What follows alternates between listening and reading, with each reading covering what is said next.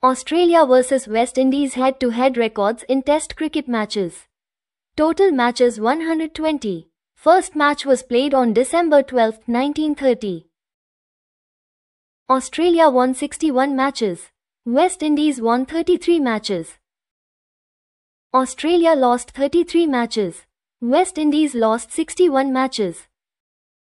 1 matches tied and 25 drawn. Hundreds comparison. Australia has 93 all-time 100 in which most 100 scored by Ricky Ponting, while West Indies has 87 all-time 100 in which most 100 scored by Richie Richardson. 50s comparison. Australia has 273 all-time 50s in which most 50s scored by Alan Border, while West Indies has 277 all-time 50s in which most 50s scored by Viv Richards.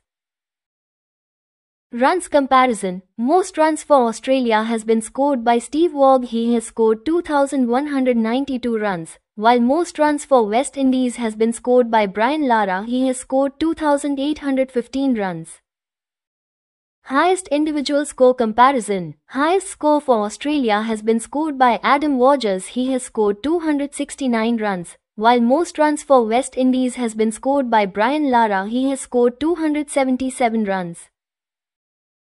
Wickets comparison. Most wicket for Australia has been taken by Glenn McGrath. He has taken 110 wickets, while most wicket for West Indies has been taken by Courtney Walsh. He has taken 135 wickets.